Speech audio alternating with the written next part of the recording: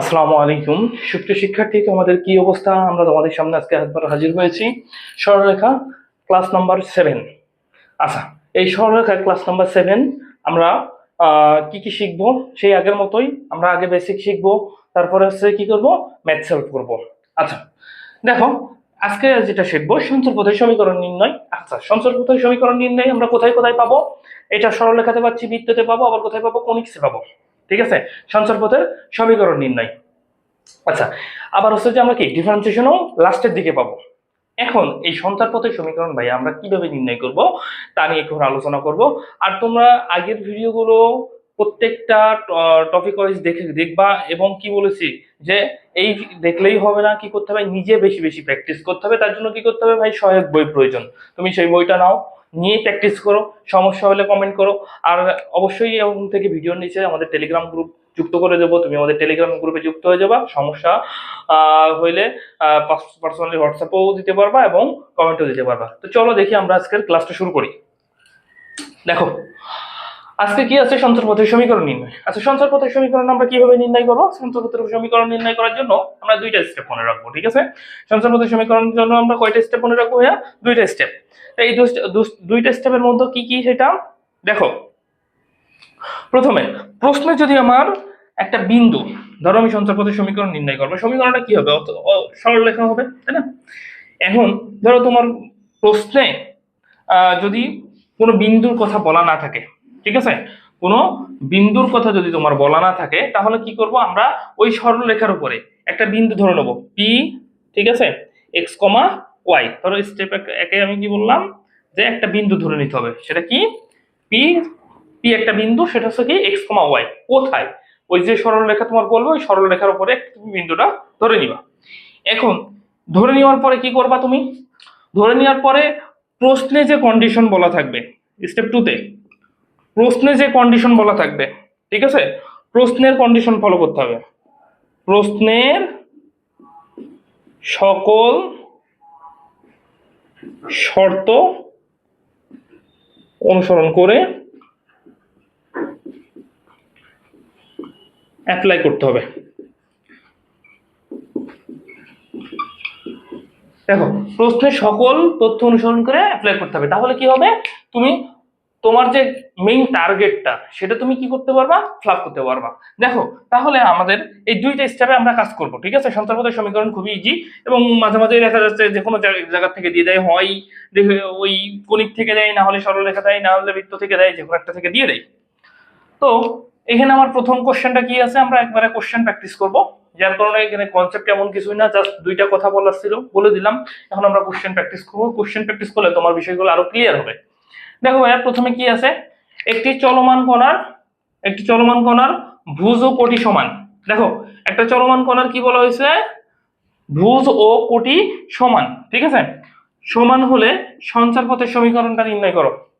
তাহলে আমি তোমাকে কি বলেছিলাম, যে তোমার যে বিষয়টা বলা থাকবে, সেখানে তুমি একটা কি বিন্দু ধরে নিবা? ধরো আমি সেটা ধরে নিলাম পি এক্স কমা ওয়াই। ঠিক আছে, একটি চলমান কণার ভুজ ও কোটি সমান হলে, এখন আমি কি ভুজ কোটি দুইটাই ধরছি না? ধরছি কিনা?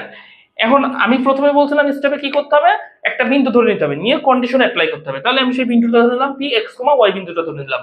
এখন কন্ডিশন অ্যাপ্লাই করবো। আমার কি বলেছে? ভুজ ও কোটি সমান। তার মানে কি এক্স ইকুয়ালস টু কি ওয়াই? ভুজ কোটি সমান হয়েছে। ভুজ কোটি সমান হলে সঞ্চার পথের সমীকরণটা কি হবে?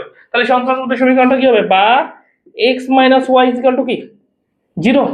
অতএব x minus y equal to কি? 0। এটা কি সেই সঞ্চার পথের সমীকরণ? একদম সহজ না? খুবই সহজ, এবং খুবই সহজ।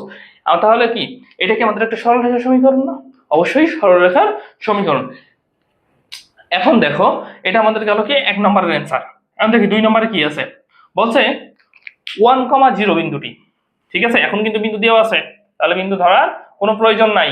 বিন্দু দেওয়া থাকলে বিন্দু ধরার প্রয়োজন আছে? কোনোদিন না, বিন্দু ধরার প্রয়োজন নাই। তাহলে কি হচ্ছে এখন? 1,0 বিন্দুটি।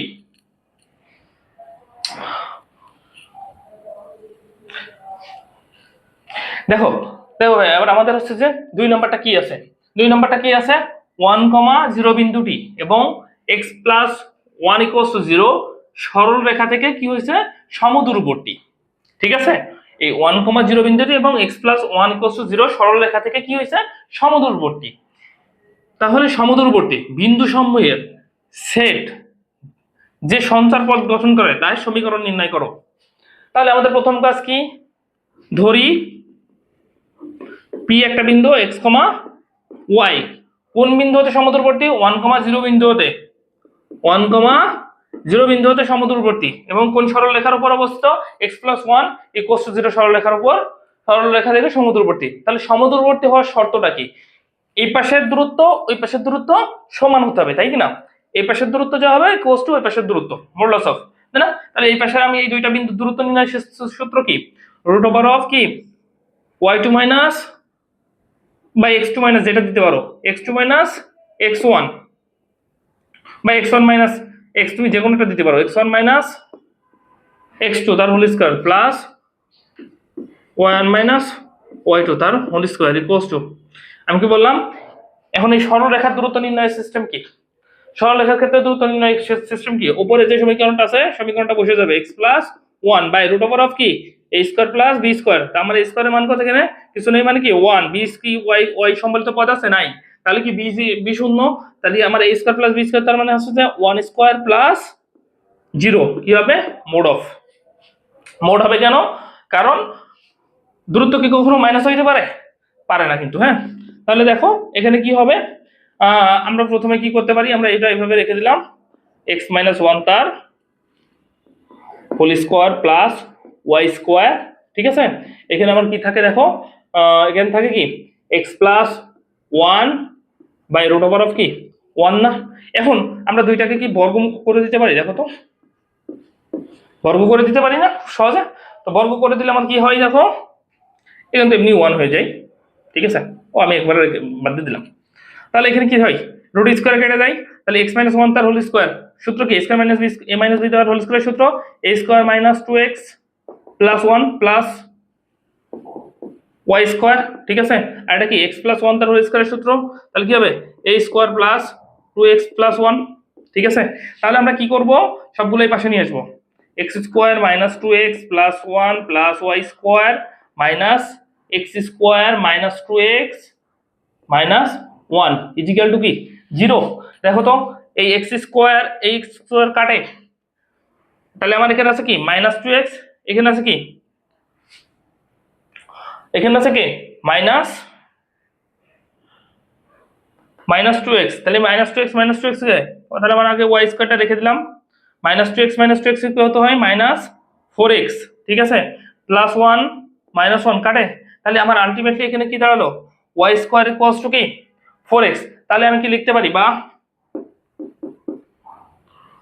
অতএব y² = কি 4x, তাই না।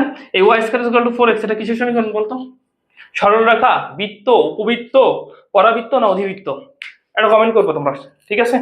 অবশ্যই কি আমি বলে দিলাম পরাবৃত্তের সমীকরণ, ঠিক আছে, এটা কিসের সমীকরণ হবে, পরাবৃত্তের সমীকরণ। তো ঠিক আছে, এইভাবে তুমি যা বলবে তোমার হচ্ছে যে কি করবে, একটা বিন্দু ধরে নিবা, বিন্দু ধরে নিয়ে কি করবা, তোমার কোশ্চেনের ভিতরে যে কন্ডিশনগুলো বলা থাকবে সেই কন্ডিশনগুলো অ্যাপ্লাই করতে থাকবে, তাহলে দেখা যাচ্ছে শেষে গিয়ে উত্তর হয়ে গেছে, তুমি যদি ক্যালকুলেশন ঠিক মতো করতে পারো। তো ঠিক আছে, তোমাদের সাথে এই 7 নম্বর ক্লাস শেষ হলো। 8 নম্বর ক্লাসে যে টপিকটা থাকবে সেটা নিয়ে তোমাদের সাথে আলোচনা করব। তো ঠিক আছে, যারা এর আগের ভিডিওগুলো দেখোনি অবশ্যই তোমরা এই আগের ভিডিওগুলো দেখে আসবা এবং আমাদের ফেসবুক পেজ এবং চ্যানেলটাকে সাবস্ক্রাইব করে দিবা। তো সবাইকে ধন্যবাদ।